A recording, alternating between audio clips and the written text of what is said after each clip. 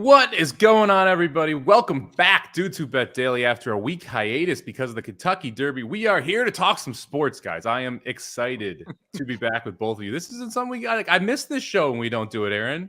I feel like we should have done it because I was the same way. I woke up this morning. I was like, hey, we're back to our normal. We're back to our show. So, yeah, I'm pumped, man. Papa Dude, good to see you again. You excited to talk a little sports now? I tried to get you guys to do it last week. You wouldn't do it. So I want everybody to know they wouldn't do it. That is a fair point. Papa Dude was advocating for a Sunday show, and Aaron and I are like, we are exhausted. Week is over. I didn't want to do it Sunday. I didn't know. I was after that Derby, I was wore out. So, well, that's where we're going to start today. We figured we'd do a little Derby wrap up before jumping into the playoff games. Aaron, I know we talked about this a little beforehand. My major takeaway 5 days later after watching this, Mage was the best horse in that race, and it wasn't really that close. He was incredible. You know, I went to do we'll do a Kentucky Derby trip notes, and that'll be up on the site once Magic gets to it. But I went back to look at this thing, and I really didn't think I would fall in love with anybody in it. But you watch Mays, you watch the trip he had, the sustained wide move he has to make on the final turn. There was nothing clean about his trip. There was nothing ground saving about this trip. He didn't weave in and out of traffic like Rich Strike. He just made one giant move on the outside and was still able to get by two Phils, who also ran incredible. Hats off to Mage. It is one of the better performances I think we've seen in the Kentucky Derby in the last 10 years. And again, maybe from visually, you're like, oh, we only won by a length. What's he talking about? But you go back, you watch that trip. For a horse to win with that trip, you got to be really good. And he was really, really good last Saturday. Hats off to him, man. That was awesome. And hats off to Javier Castellano as well, Papa Dude. For him to pick the right spots, because Angel of Empire got a similar trip. Pratt had him on the inside, and Castellano kept Mage in the 2 or 3 path the entire backstretch, and that really was the difference because he got the jump on Angel of Empire. Yep. And Tapit Trice, who was trying to make the similar move, had 2 or 3 times he had to check down the backstretch. And all 3 of those horses were in fairly close places. And it's Javier Castellano that found the hole that worked out the trip. Yeah, he did. And you got to give him credit. He guessed right for sure. Yep. Yeah, I thought Angel of Empire being inside killed him. I really did.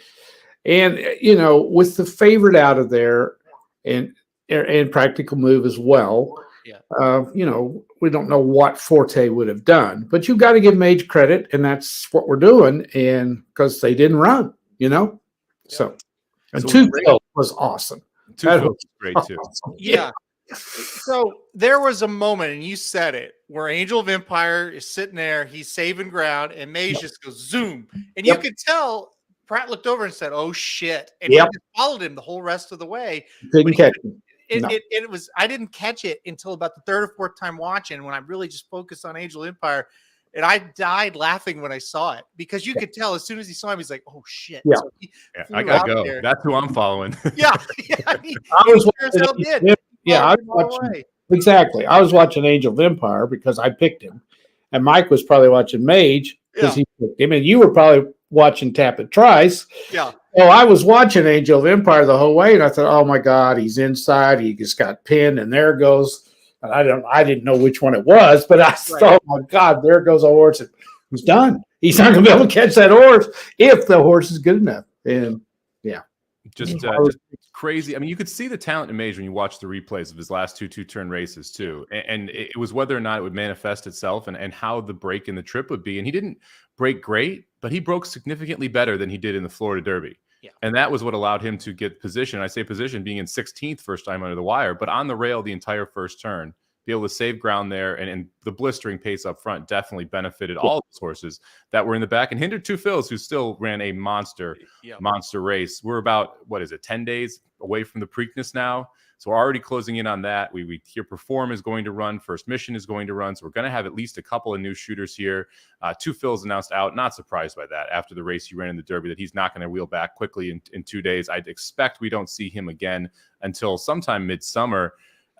Aaron, looking ahead to the Preakness here, what do you do with Mage? I mean, breaks the curse of Apollo for the 2nd time, which I actually don't think is that big of a thing anymore because of how people are training. I got asked that quite a bit when I picked Mage, and that to me is not an overly big concern here anymore.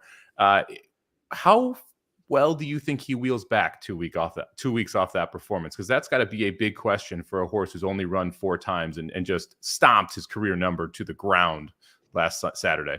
It's tough to say, right? It is tough to say because he certainly seems like a horse that ran the biggest race of his life by far, not only the numbers, but just visually. And it's like, dang, 2 weeks back. I don't know. He's not a big horse. He doesn't have a whole lot to him, but I'll say this, if he runs that race again, they're running for second. They're not going to beat him. I mean, that was just too good. He's just better than the rest of the crop, period, if he can run that type of race again. So that's the thing. If you think he's going to run back to that, I think you got to pick him. But if you think there's value elsewhere, I think the strongest case is, wow, this horse that was only just his second win, that was definitely the biggest race of his career. He might not be able to pair that back in 2 weeks. That's the decision we're going to have to make next week, Somich. I know you're going to struggle with it, and I am too, because I mean, you went to the wedding, right? I didn't go to the wedding. So do I go to the funeral and I didn't go to the wedding, or what? What do? You went to it. So we'll see. I don't know. Yeah, we're going to find out in 10 days if it's the funeral or the honeymoon. The one thing I would say about Mage and whether or not he can come back, Castellan only hit him once. He was chilly on the turn. You don't feel like Mage went to the bottom of the barrel for that, which makes it crazy to say, first off, because he just won the Kentucky Derby and ran a 105 buyer after never running anything in the mid-90s, let alone 100 before. But it never really got completely asked. I mean, which is crazy to think down the lane. It'll be interesting to see who else we have in the race. I'm hoping we get 10 to 12 horses. It looks like we're going to have a fuller field just because of the new shooters. We'll see who ends up back in the Derby. Confidence Game, actually, one I'm interested in after watching this more and more. I thought he actually ran a sneaky good race as well. We'll see what happens there for him. All right, Papa Dude, you ready to do this? Let's do it. Let's talk some sports. All right, we're going to start out with a hockey game here. The Leafs trying to avoid getting swept by the Panthers. Minus 120, total sitting at 6.5. Hey, guys, they won in the first round. What more could you want, right? Aaron, you want to start us out with this one? Well, it's funny because Papa Dude, you were saying, and we kind of were like, yeah, I could see it. You're like, hey, if Toronto can ever get out of the first round, they might really get confidence. They might really parlay that, and they might be tough the rest of the way. So, but listen, here's the deal.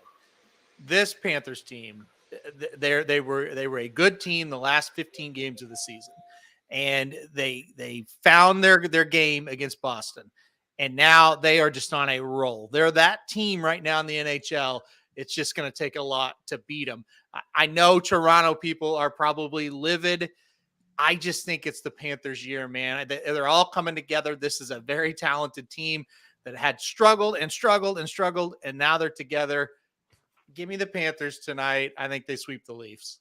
Pretty crazy to even say that. I took the over here. I took over 6.5. I like elimination game overs specifically because you have a huge amount of pulling the goalie that happens late in it. Both these teams can score. You've got Wall and Gold tonight for Toronto as well, which I think is kind of tending toward the over there.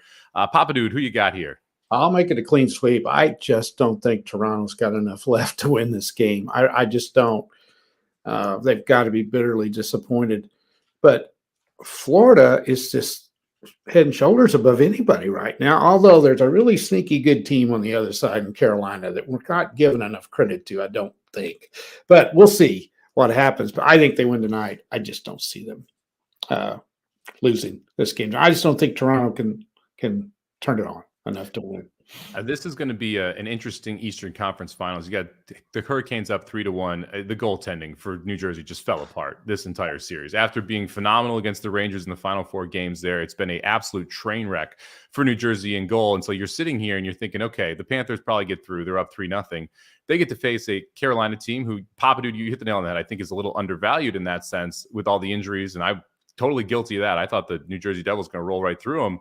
But you either get a team that can't goaltend with New Jersey right now or a team that is a little bit offensively impaired in Carolina. And so it's really setting up for your 8 seed to end up hosting Stanley Cup Finals games here, which is pretty wild here in the Eastern Conference. Over in the West, we've got the Knights heading in to take on the Oilers. Oilers need this one down 2-1 in the series. They're laying 185. Total sitting at 7 for the first time in the series. We've had back-to-back 6.5s, 1 over, 2 unders. Both of those, every single game has been decided by at least 2 goals here. Papa Dude, we'll start out with you. Who do you like? How in the hell are they minus 185? How are the Oilers minus 185? Yeah. They should not be. I mean, they're down 2-1. They're coming off an absolutely horrible performance in their last game at Edmonton. I look for them to bounce back tonight. They've done it throughout the playoffs. They play bad and come back, but I don't think they should be minus 185. I think we're undervaluing Vegas. I mean, we kind of forgot about them, haven't we? Kind of, as we went through all this, and we were picking Colorado, and then we had Edmonton second. I think all of us kind of agreed on that, and we kind of forgot Vegas. And they have played extremely well. They went through the first round, not any problem, and now here they are now. And I tell you what, it's going to take a heck of an effort to beat them tonight. And now Edmonton's got goaltending problem. Vegas does too, though. What are they, down to their fourth goalie, I think? Yeah, they had an injury in goal last night or 2 nights ago. Yeah. So we'll see what happens. I think Edmonton wins, but I don't think they should be 185. And if you want to take a little flyer on Vegas, I would think if you got some extra money, you might ought to do it. I'm sitting here. I was looking through my books this morning, and my only live ticket is the Golden Knights 22-1 to win the Stanley Cup Finals right now. We talked about it, 4 months ago on the show, how this is one of those rosters that seems to be a bounce back. It'd be very interesting if we saw Knights and Panthers in the finals. Panthers last year's President's Cup trophy really struggled early in the season. The Knights were supposed to be that team last year. It seems like 1 year later, they finally found that rhythm, and they're starting to play like they should. I played Edmonton minus a goal and a half plus 130 in here. I would never lay the minus 185. This series is just, it's begging for teams to win by 2 or more. And so in my mind, if you're going to play either side, I'd take the minus 1.5. Even if I'm playing the Knights, I would play minus 1.5 tonight, because the amount of offense creates these games that set up situationally to rarely end as a tie game going to overtime or a 1-goal win by either team. So I would lay the 1.5 with whoever you like tonight. I think the Oilers do bounce back, so I laid the minus 1.5 with them plus 130. Aaron, what do you got here? I think if you're going to play the Oilers, that's exactly what you do. Do not, under any circumstances, lay minus 185 on any team left in this thing. All 8 of these teams are exactly the same in a lot of ways. You need to be playing the underdogs in these games. Or if you think it's going to be a blowout, if you're going to take a favorite, take the minus goal and a half. Don't lay a number like this right now in the NHL. Any of these 8 teams on any given day will be able to win against whoever they're playing. It's a very evenly matched thing right now. And so, like for game ones, Florida was like plus 2 something, and the Kraken were plus 185. And I sent him over to Patrick and I said, give me these 2 dogs. And he's like, really? I was like, it's all about the price. Like, they're the same. These teams are the same. Nobody should be laying minus 200 right now. And this is crazy. So that being said, do I think the Oilers are going to win the game? Yeah. Are you crazy laying minus 185? No way I'm doing that. So I'll take what Somich said. I'll take a minus the goal and a half. But look, if you're going to play Vegas just straight up to win, do it. I mean, there's really not that much a difference between these teams right now. And I don't know what the hell the Oilers deal is. I don't. So maybe they're just not that good, and I've overrated them. Well, the goaltending was pretty bad. Well, that's part of it, right? I mean, that's the thing, and we kind of knew that they got Campbell, who sucks, and they got the young kid Skinner, and it's like sometimes he's good and sometimes he's not. But I mean, my goodness, you got to play better than that. He's been pretty good, but he wasn't. Yeah. When I've been watching these NHL and NBA playoffs, the word that jumps out to me is inconsistent. That's what we've seen so many of these teams be consistently inconsistent. You're just not sure what effort you're going to get. And to Aaron's point, if you have inconsistency and you have 2 big time plus money numbers, you just got to go 1-1, and all of a sudden you're profitable. So there's been one team that's consistent. Well, Florida. And they've been the underdogs more than anybody. I would argue Seattle's been pretty consistent too. We haven't even gotten there yet. Well, last night was their first. I don't think they're quite as good as these teams, but they have played pretty well. They're playing well. Yeah. All right, let's jump over to the NBA, where the Heat are trying to close out the Knicks, another 8 seed headed to the conference finals if they can get one more. Knicks laying 3.5 at home, total sitting at 209. The Knicks clunker in game 4 was epic. I mean, they were never even in the game. We'll talk about that with another team here in a second as well. I'm not going to bet the NBA tonight. I just can't with these teams right now. The Heat, I guess I would take them plus the 3.5 here. Madison Square Garden is going to be a phenomenal environment, but this Knicks team has not responded well at all this series after losses. Like especially that game 4 was just almost a must-win game, and they looked awful. Anyway, Aaron, you taking anything here in the NBA?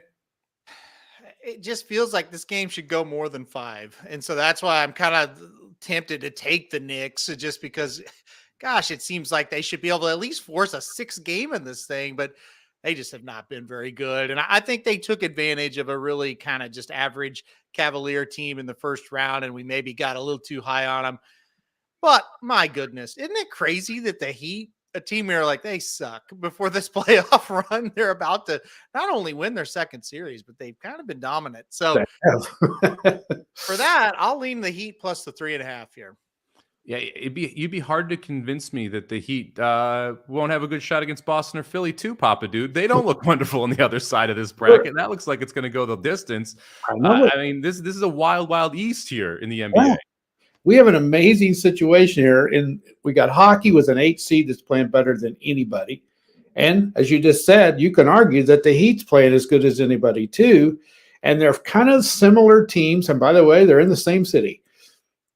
I don't know if they're in the same city, but they're the same area. I don't know exactly. Yeah, close, I'd say. That area is so big down there. But wouldn't that be something?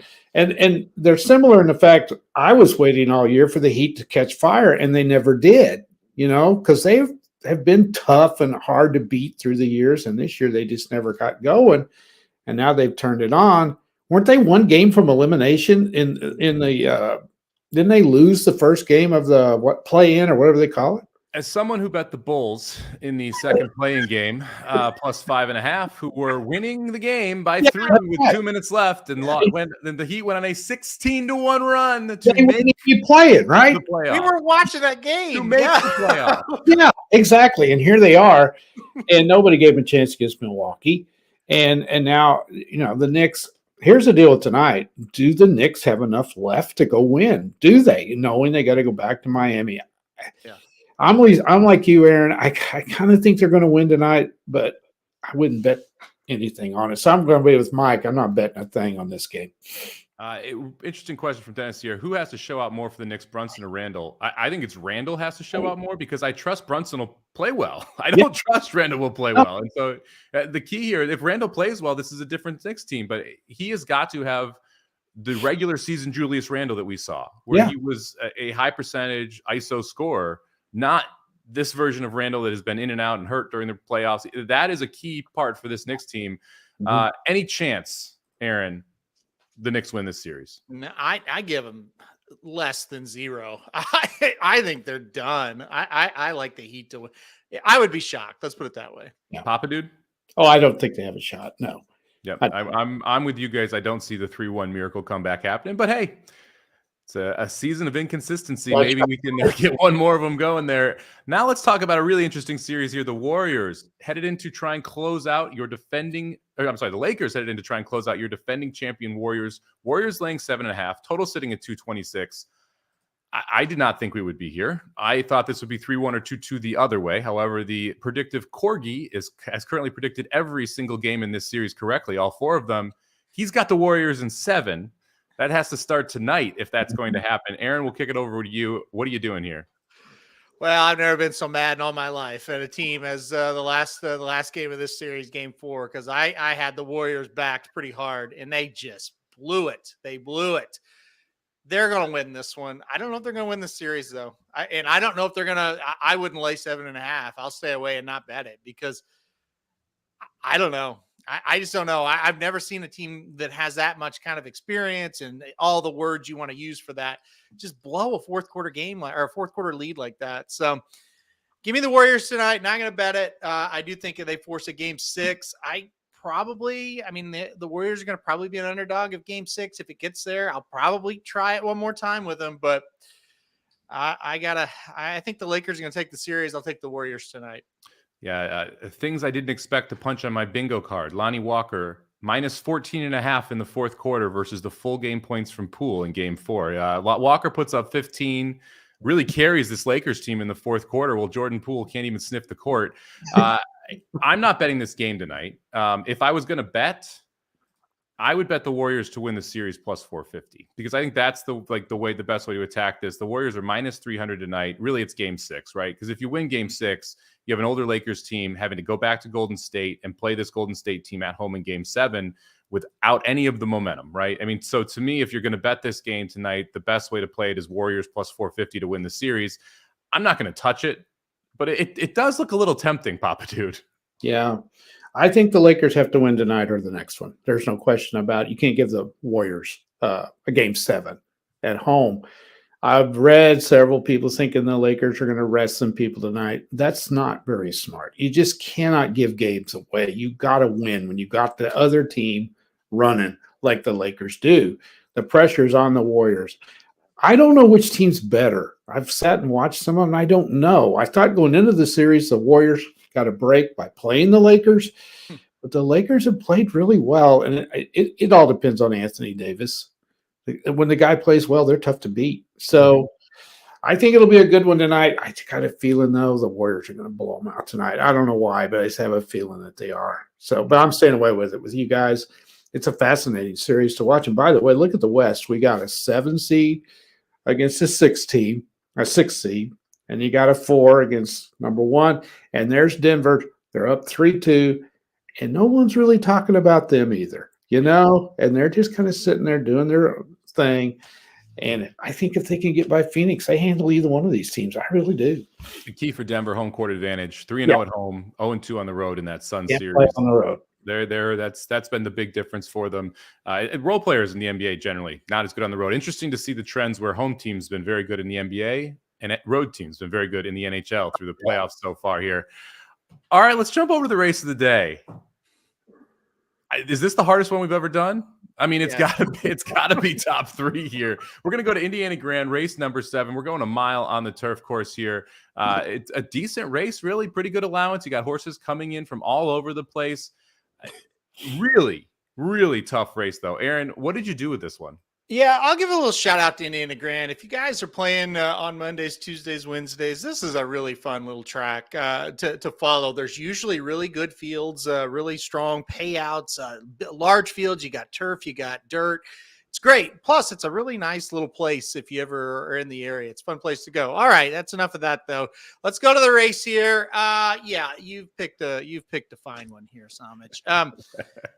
I'm going to go number 8, Macadamia, to win this thing. Lobo does very well here at Horseshoe, Indianapolis, and you got one of the top jocks on here in Ramos. Look, the horse last time here at Indiana was a 5-length winner on the turf. I know it was a maiden special weight, but it was at this distance.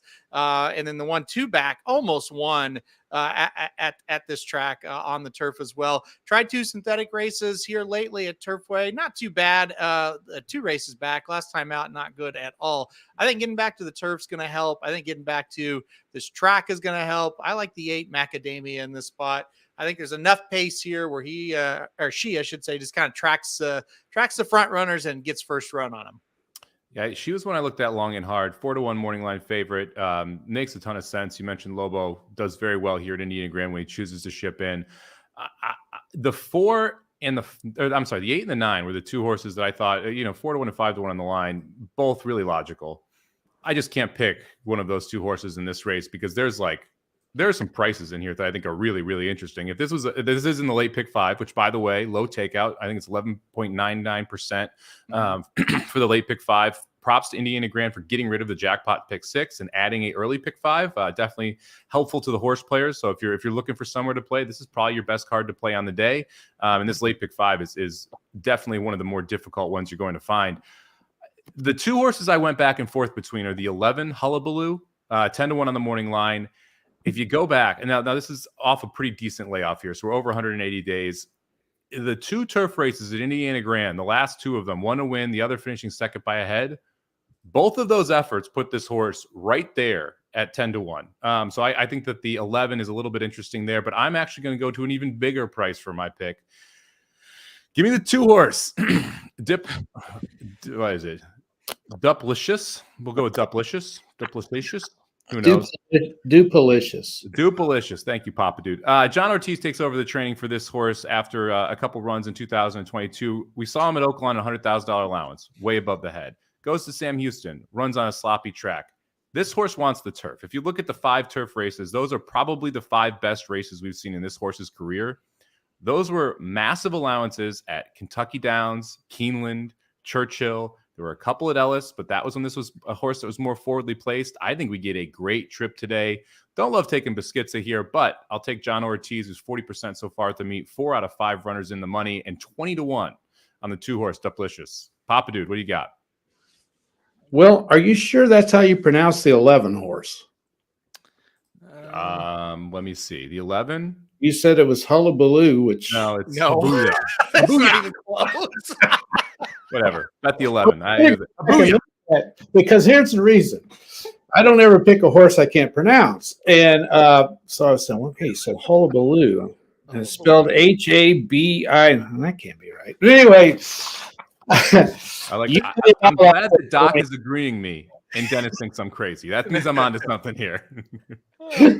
Because I think it's Habuia or something like that. Anyway, there's not even an L in there, is there? No. I'm fine with that too. I love that horse. I mean, that's my pick. I'm going with him. I can't pick the favorite in this one because I don't think it's done enough. This is a race I think he can go with a shot. He's won 3 times, all 3 of them here. The layoff does bother me. First and a second in allowance on turf at Indiana. Then they tried him on the dirt. He finished 4th. That didn't work. They're bringing him back. They're bringing her back. So I'm going the 11. I like the horse a lot, and I like the 8 and the 9 underneath. So 11, 8, 9. Yeah, I'm probably going to be going 2, 8, 9, 11 in the pick 4. The 4-horse interesting here. Doc mentions it as well.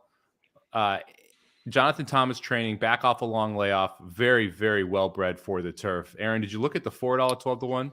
Yeah, I had the 4 in 4th. I do like the 4 quite a bit here. Look, it's Jonathan Thomas. That's always a very good thing. It's just a long layoff, and it's like, okay, do we need a race before we really see her at her best? That's the big question mark as well. And listen, it's a 3-year-old taking on some older horses as well. That's all, once we get later and later into the season, that gets easier and easier, but that's still not easy, right? So for those reasons, I couldn't put her in the top 3, did put her in 4th. Yeah, I went 8, 11, 9, and then that 4. Dr. Tang liked to know when we're going to have the pronunciation bay. We'll figure that out internally, but we're not quite there yet, but we'll figure it out soon enough. All right, let's head over to the best bets of the day. Papa Dude, tell us why you like the Panthers again. I think we've already talked about it, and I'm getting them at plus 100.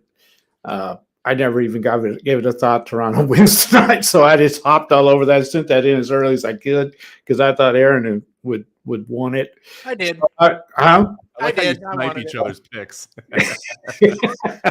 So I've tried to get in as early as I can. They may get beat tonight, but I'm all over this one. I think Florida ends it, and we're getting plus 100. So technically they're underdogs. So I don't think they should be. So I'm going Florida tonight over the Leafs. All right, Aaron, take us to Will Rogers Downs. All right, Will Rogers Downs. That's right. Just about an hour from the house. May go down there and watch this race today. I'm not going. I'm just kidding. But Will Rogers Downs, we're going to go race 2 on the card. Go to the number 4, Gray Ghost Granville.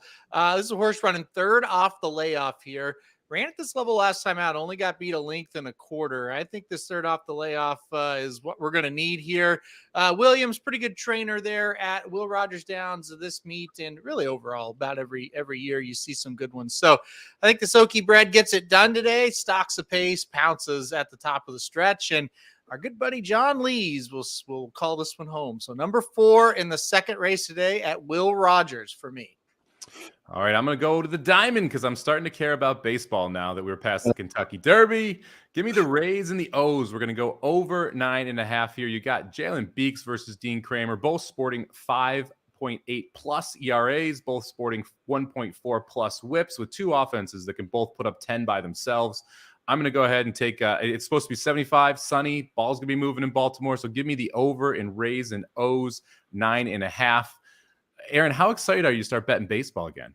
No, not at all. Not at all.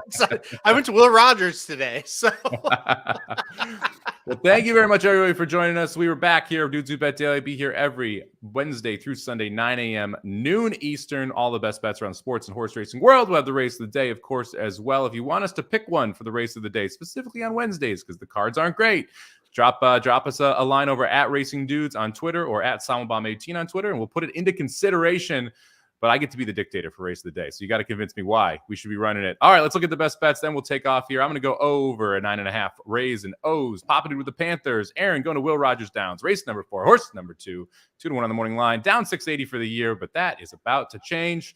Thank you very much for joining us. Good luck with all your bets today. We'll see you tomorrow.